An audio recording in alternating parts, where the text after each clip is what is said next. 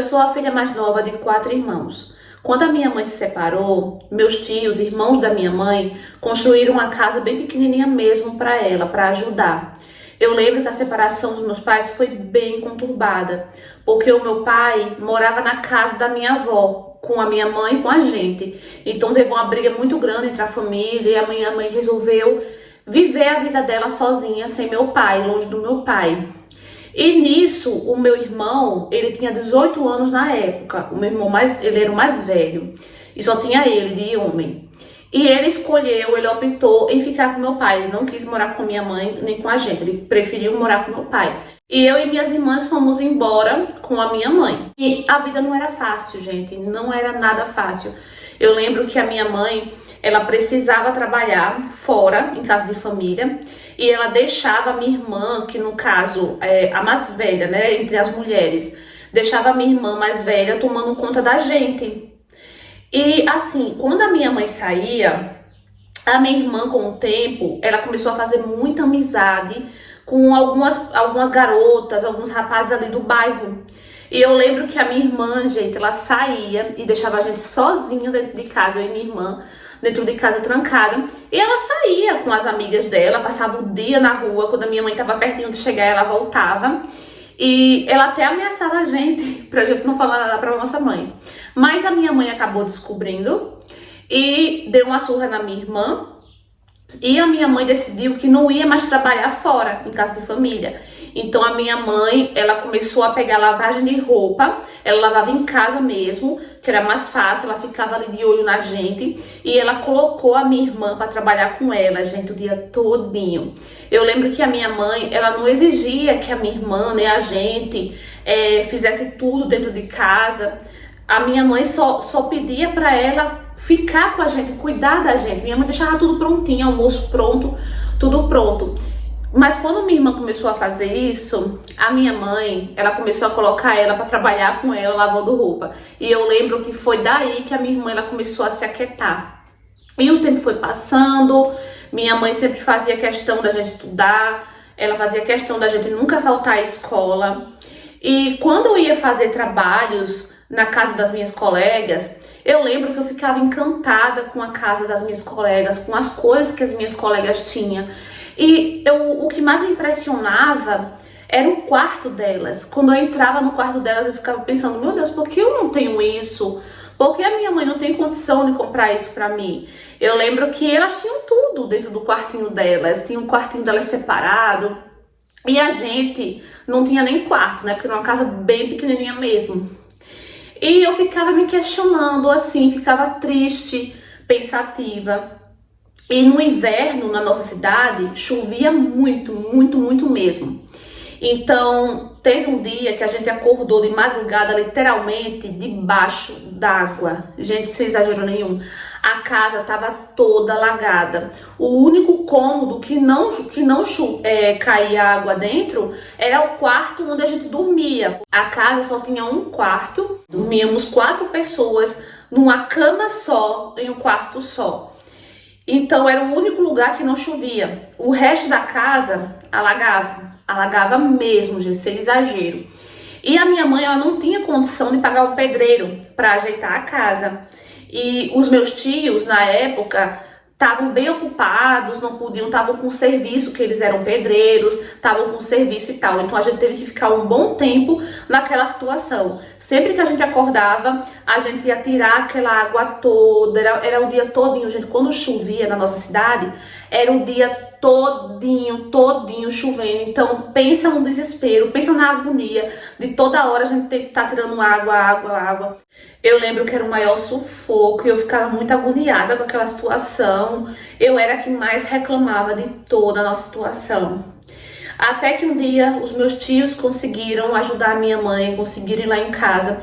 Só que a gente teve que ir para casa do nosso pai, porque assim, os nossos tios fizeram um serviço mal feito, né? Porque toda vez que eles iam fazer um serviço, era bebendo, sempre tinha que ter cachaça do lado.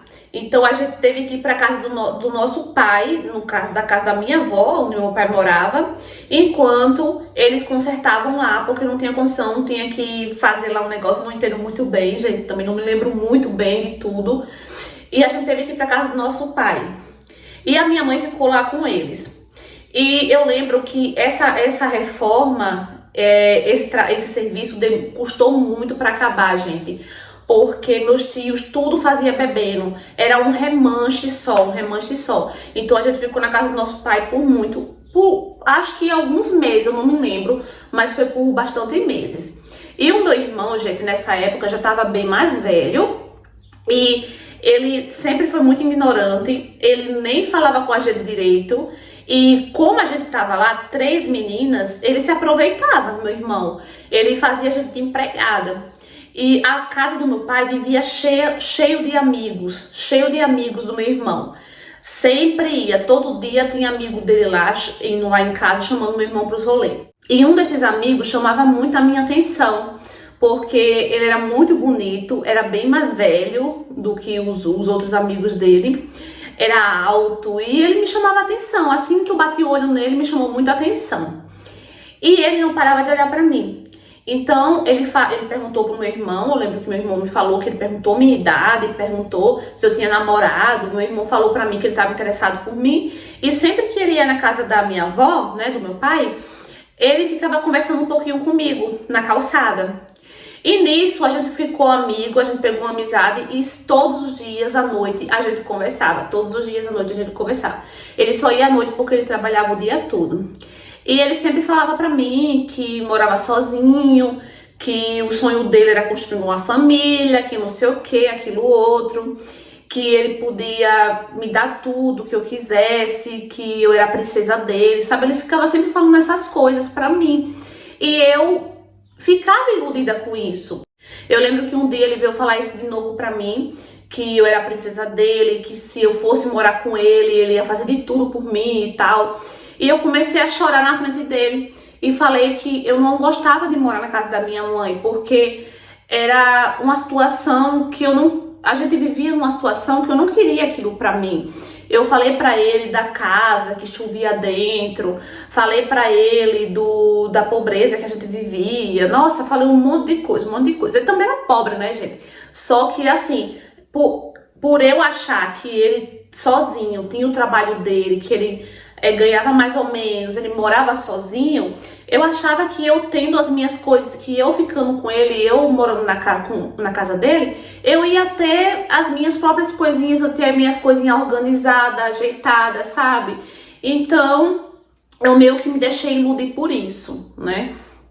E eu lembro que ele falou assim pra mim, olha, eu já falei pra você várias vezes que eu quero namorar com você.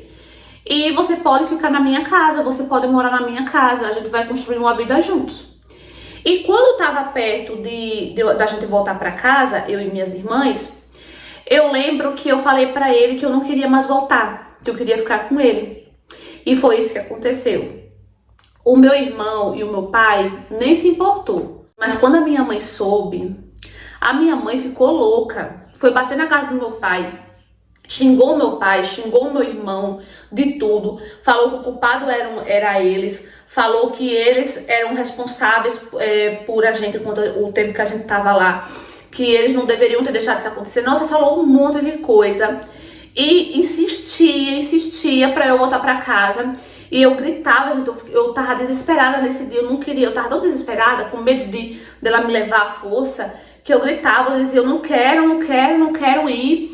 E quando a minha mãe viu essa minha reação, a minha mãe olhou bem no fundo dos meus olhos e falou assim, olha, você não bota mais os pés na minha casa, nem morta. Essas foram as últimas palavras que eu ouvi da minha mãe, né, quando a gente brigou nesse dia. E a gente ficou muito tempo sem se falar. Eu lembro que eu fui pra casa desse meu namorado. E, nossa, ele me tratava super bem mesmo. Ele fazia tudo que eu queria, ele realmente cumpria com tudo que ele falou que ia me dar, que ia fazer por mim. E, nossa, eu era muito apaixonada por ele, muito apaixonada. Ele foi promovido para um cargo um pouco maior na empresa dele, passou a ganhar bem. E a gente começou a organizar nossas coisas, começou a organizar nossa casinha juntos. E eu lembro que passado alguns anos, eu falei pra ele sobre meu interesse em trabalhar, que eu queria começar a trabalhar também para ajudar ele dentro de casa. E nesse dia, ele agiu de uma forma que eu não esperava, que eu nunca vi ele falar comigo. Ele gritou comigo e falou que de jeito nenhum que eu ia trabalhar, que quem é que tá colocando essas coisas na minha cabeça, que mulher quando começa a trabalhar, começa a fazer coisa errada, começou a falar um monte de coisa comigo e disse que eu não ia trabalhar de jeito nenhum. A partir desse dia, ele começou a me tratar diferente. Ele não me deixava mais eu ir para casa do meu pai, e a gente morava perto da casa do meu pai. Ele não me deixava mais eu ir e nem me deixava mais ir na casa da minha mãe. Nessa época, eu e minha mãe já tínhamos feito as pazes. Ela falou aquilo pra mim naquele dia, mas depois a gente fez as pazes, ela se arrependeu, a gente fez as pazes e voltamos a nos falar. Falei pra ela que tava feliz, né, tudo bem, ela ia me visitar, eu ia visitar ela. Mas depois disso, o meu namorado, ele não deixava mais eu visitar a minha mãe. Então eu ficava presa, eu não conseguia sair sem ele, eu não podia sair. Se ele soubesse que eu saísse, meu Deus, era uma confusão muito grande. Eu tinha muito medo dele, muito medo mesmo dele. Só que ele nunca tinha tocado em mim, nunca tinha batido em mim. Era só mesmo aquele terror psicológico que ele fazia em mim, né? Ok, meu irmão, ele tinha total livre acesso para entrar e sair da nossa casa. A hora que ele queria, ele entrava sem avisar, ele chegava lá, ele dizia, faz aí alguma coisa pra gente comer e não sei o que, trazia carne, mandava eu assar, trazia cerveja, meu marido, né, que agora eu tava junto com ele, meu marido comprava cerveja. E eu tava bem, eu tava feliz, eu só tava triste depois que começou a acontecer isso. Ele não deixava mais, não deixava eu trabalhar, não deixava eu sair, não deixava eu fazer mais nada. Aí o que aconteceu? Teve um dia que meu irmão foi lá. Nesse dia que meu irmão chegou lá em casa, ele perguntou por que eu tava emburrada. E gente, eu falei pro meu irmão, simplesmente eu cheguei pro meu irmão e falei, olha, eu tô bem chateada mesmo, tô cansada, porque o meu marido tá me fazendo de escrava, de prisioneira na minha própria casa. E nisso, o meu marido mandou calar a boca. Gente, eu juro, eu sempre fui calma, sempre fui uma pessoa calma. Mas quando ele mandou calar a boca daquele jeito, eu me senti muito mal, sabe? Eu me senti um lixo. E eu tava com um prato, eu me lembro muito bem, perfeitamente desse dia. Eu tava com um prato de linguiça na mão, joguei o prato no chão e comecei a gritar, dizendo que tava farta daquilo, que não aguentava mais, que eu queria ir embora. Nessa hora, o meu marido se levantou. Gente, me deu um soco na cara. Parecia que ele tava batendo em um homem. E eu gritava, gente, eu gritava pelo meu irmão, eu dizia, pelo amor de Deus, me ajuda, me ajuda. E meu irmão, do jeito que estava sentado, ficou. Meu irmão, gente, ele não me ajudou. Meu próprio irmão, vendo eu apanhar daquele jeito do meu marido, como parecia que meu marido estava batendo num homem, gente. Meu irmão viu tudo, viu meu marido me batendo em mim, viu meu marido me espancando e não fez nada. Sentado como tava, ficou bebendo cerveja, entendeu? E eu pedi ajuda e meu próprio irmão não me ajudou. E depois disso, meu marido me trancou no quarto e voltou a beber com meu irmão, como se nada tivesse acontecido. Nossa, gente, fiquei muito arrasada. Depois desse dia, essa também foi a última surra que eu levei. Eu ainda fiquei com ele por muitos anos, mas também foi a última surra que eu levei, porque eu não conseguia nem mais olhar no rosto dele. Eu tinha medo de bater de frente com ele. Eu não queria nem, sabe, eu evitava fazer de tudo para não deixar ele chateado. Ele continuava fazendo de tudo por mim, me dando as coisas, me dava carinho. Eu lembro que depois disso ele pediu até desculpas, mas não me deixava sair de jeito nenhum. E eu fiquei com muito nojo dele e do meu irmão. Eu não queria, meu irmão continuou indo lá, só que eu não conseguia nem olhar para a cara do meu irmão, não conseguia. E a minha mãe, como eu não ia mais na casa da minha mãe, a minha mãe passou aí na minha casa. E ela perguntava o que estava acontecendo e eu dizia que não era nada. Eu nunca falei pra minha mãe, nunca. A gente ficou 6 anos juntos, gente, 6 anos. Mas depois de 6 anos, meu livramento chegou. Eu não tinha forças para sair daquele relacionamento. Mas eu considero que foi um livramento, sim. Que foi divino o fato dele, do meu marido, ele próprio me colocou para fora de casa. Ele simplesmente disse que não me queria mais, que não me amava mais, que eu tava feia, acabada, que eu não era mais a mesma de que ele tinha se apaixonado, e me colocou para fora. E, gente, eu não fiquei triste. Não fiquei triste, não fiquei deprimida, eu não fiquei depressiva. Depois de uns meses, ele colocou outra mulher dentro de casa. E, gente, eu dava glória a Deus por isso, por esse livramento. Eu voltei para casa da minha mãe e eu lembro que foi muito difícil, mas eu tinha muita força de vontade para me reerguer, para reconstruir a minha vida. E eu lembro que eu acordava de madrugada, gente, aos gritos, gritando, com medo. Eu tinha muito medo dele voltar atrás de mim, muito medo mesmo. Recentemente, o meu irmão, ele se internou, né, com um sério problema de saúde, e ligaram no hospital para minha mãe, dizendo que precisava urgente de uma acompanhante. A minha mãe, ela não podia ir porque ela trabalhava fora, então ela não podia ficar com o meu irmão ali, direto acompanhando ele, só podia ir visitar, fazer alguma coisa por ele, mas ficar direto não podia. Eu não fui de jeito nenhum. A minha mãe ainda falou comigo, perguntando se eu queria ir. Eu não quis ir, as minhas irmãs também não quis ir, porque eu não aguento olhar pra cara dele. Eu tenho um nojo do meu irmão, nojo. Se ele morrer, Deus me perdoe, mas se ele morresse hoje, eu não ia pro enterro. Não ia. E ele ainda tá numa situação bem complicada mesmo. Ainda tá internado. E a minha mãe tá sempre lá com ele, sempre. Mas eu e minhas irmãs, a gente não bota os pés naquele hospital, muito menos eu, depois do que ele fez comigo, né? Dele ver eu apanhando, sendo espancada pelo amigo dele e ele não fazer nada. E hoje, gente, eu só quero, sabe, viver a minha vida. Hoje eu tô feliz, eu tô namorando, conhecendo outra pessoa. A pessoa também mostra ser uma pessoa muito boa, mas eu estou conhecendo ele com cautela também, porque eu ainda tenho um pouco de trauma. Tô trabalhando e eu só quero viver a minha vida, sabe? Sem precisar nunca mais depender de um homem. Então, amigos, o que é que vocês acharam dessa história? Mais uma história real enviada por escrita. Eu sinto muito por tudo isso que aconteceu com você. Espero muito de coração mesmo que você tenha se recuperado, que você esteja bem hoje, né? Muito bem. Que bom que você hoje tem cabeça, tá indo com cautela nesse novo relacionamento.